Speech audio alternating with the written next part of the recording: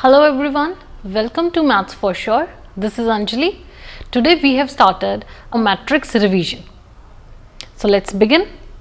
Now matrix. Here we have different 8 type of matrices. First one is row matrix. A row matrix is a matrix where only one row is present. So basically आपके पास कोई भी एक matrix है जिसमें सिर्फ और सिर्फ क्या है, एक रो है, वो रो मैट्रिक्स हो जाएगी, और जिसमें सिर्फ और सिर्फ एक कॉलम है वो आपकी हो जाएगी कॉलम मैट्रिक्स. ठीक है. Next one is null matrix. Null matrix means आपके सारे के सारे एलिमेंट्स जो होंगे मैट्रिक्स में वो क्या होंगे, जीरो एलिमेंट्स होंगे. फॉर एग्जांपल दिस, कि आपकी हर एंट्री कैसी है, जीरो है. Right. Next is square matrix. Square matrix में क्या होगा, जितनी आपकी नंबर ऑफ रोज हैं, सपोज यहाँ पे जैसे इस ए मैट्रिक्स में आपकी 2 रोज हैं और 2 कॉलम्स हैं. तो स्क्वायर मैट्रिक्स में क्या होता है कि जो आपकी नंबर ऑफ रोज है वो आपके नंबर ऑफ कॉलम्स के इक्वल होती हैं, वो होती हैं स्क्वायर मैट्रिक्स.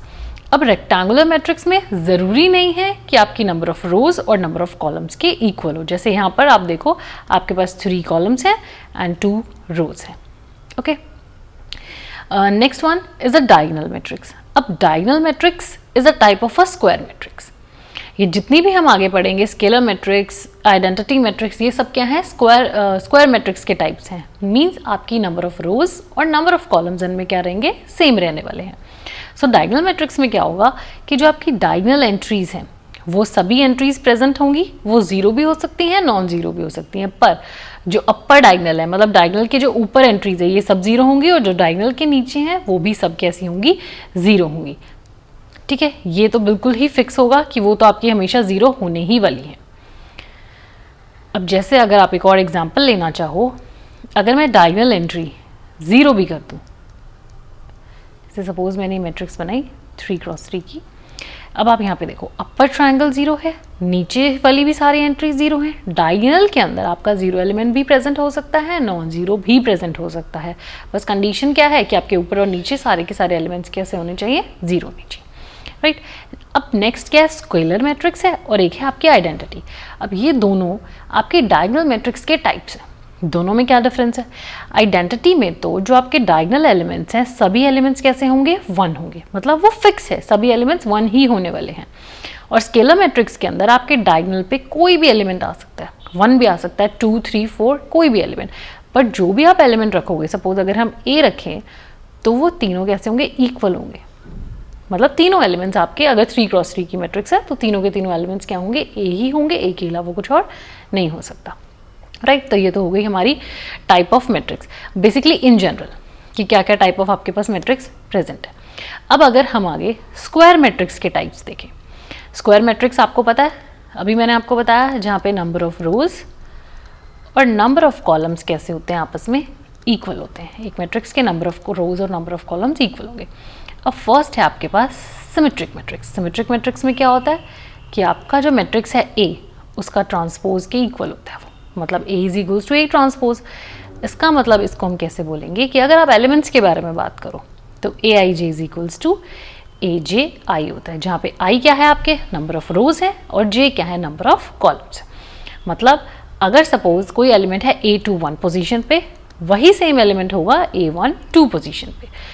अगर मैं इसका एक एग्जाम्पल लेना चाहूँ 3x3 मैट्रिक्स का, ठीक है. अब देखो डायगोनल पे तो आप कुछ भी रख लो, उससे कोई फर्क नहीं पड़ेगा.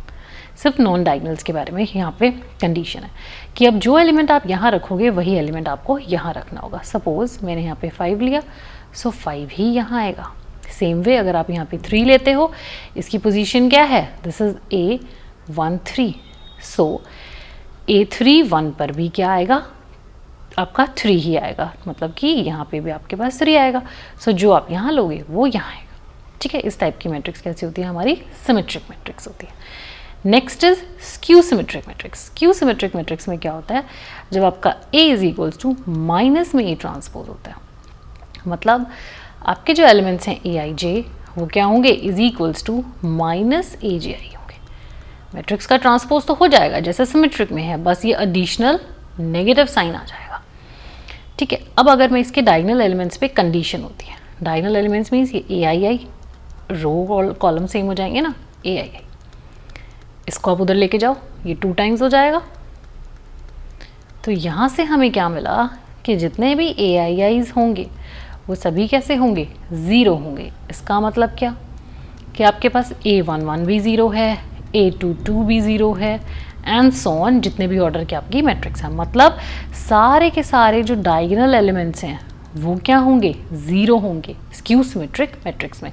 सो स्क्यू सिमेट्रिक मैट्रिक्स की कंडीशन है जब आपका A माइनस A ट्रांसपोज के इक्वल हो जाए, साथ में आपके जितने भी डायगोनल एलिमेंट्स हैं वो ज़ीरो ही होंगे। अब अगर हम इसका एक एग्जाम्पल देखें तो देखो, डायगोनल एलिमेंट्स तो आपको फॉर श्योर ज़ीरो ही बनाने हैं। अब जो एलिमेंट आप यहाँ लिखोगे उसका नेगेटिव इधर आएगा, बस ये डिफरेंस है। सिमेट्रिक में क्या था, नेगेटिव नहीं था, हमने एलिमेंट सेम लिखे थे क्योंकि ये कंडीशन थी। अब हमारी कंडीशन में एक नेगेटिव है तो बस नेगेटिव आएगा। जैसे सपोज आप अगर इधर -5 लिखो तो इसका नेगेटिव क्या होगा, माइनस माइनस प्लस हो जाएगा, इधर 5 आएगा। ठीक है, तो ये होगी हमारी skew symmetric matrix. Next, idempotent और इनवॉलेंट्री। इन दोनों के नेम्स में बहुत कंफ्यूजन होता है कि किस में A² = A आएगा और किस में A² = I आएगा। अब देखो, उसको लर्न करने का बेस्ट वे क्या है। आइडेम्पोटेंट होती है A² = A और इनवॉलेंट्री होती है A² = I, राइट। तो अब यहाँ पे देखो ID मीन्स आइडिया। ठीक है, सबके आइडियाज़ डिफरेंट डिफरेंट हो सकते हैं। अब अगर मैं आपको बोलूँ आप एक A मैट्रिक्स गेस करो, कोई भी एक मैट्रिक्स मुझे बताओ 3x3 ऑर्डर की, सब लोग अलग अलग मैट्रिक्स बताएंगे क्योंकि सबके आइडियाज़ डिफरेंट होते हैं।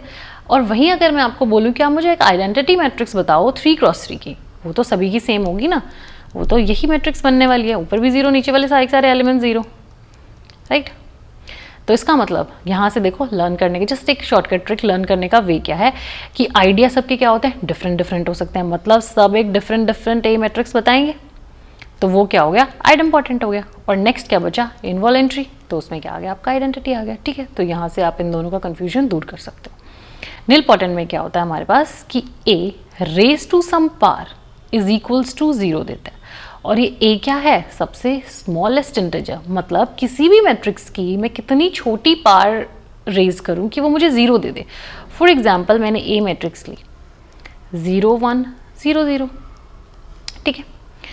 अब अगर मैं इसका स्क्वायर करूं तो क्या बनेगा, 0 0 0 0। मतलब A² 0 आ गया, तो यहाँ पे K की वैल्यू क्या हो गई, 2 हो गई। क्योंकि अगर मैं K को 1 रखूं तो वो तो A ही होगा ना, A 0 नहीं है बट A2 0 है।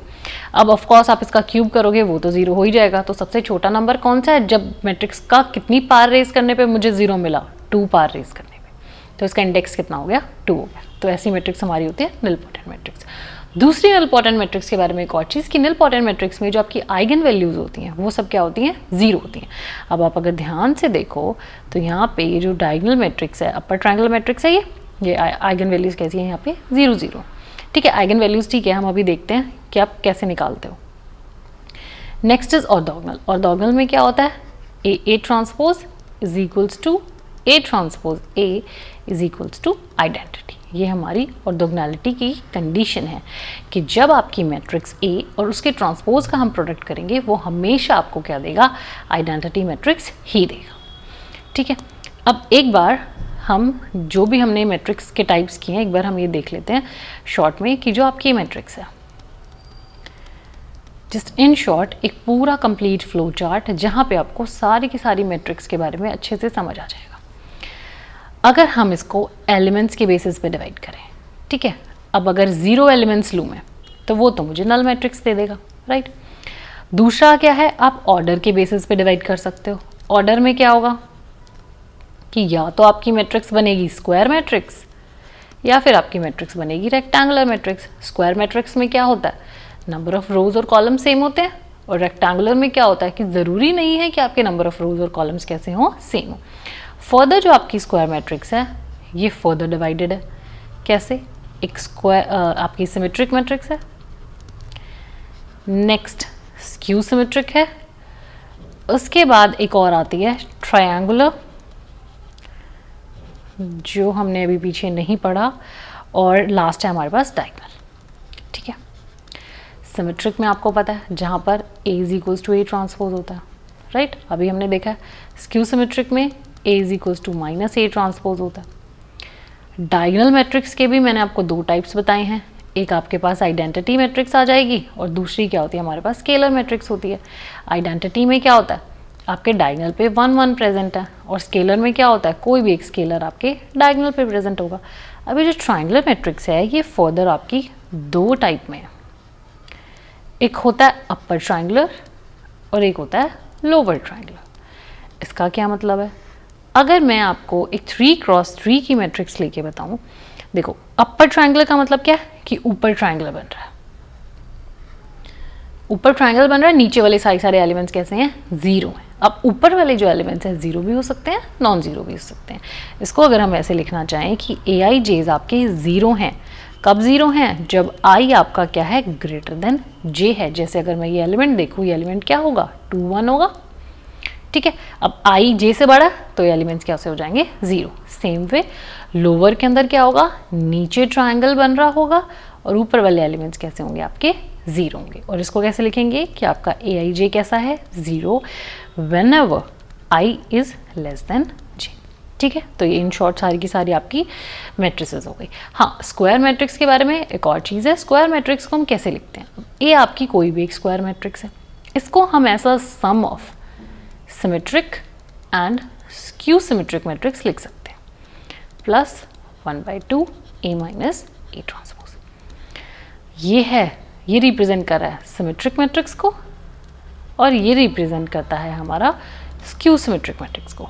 So basically means that every square matrix can be written as a sum of symmetric and a skew symmetric matrix.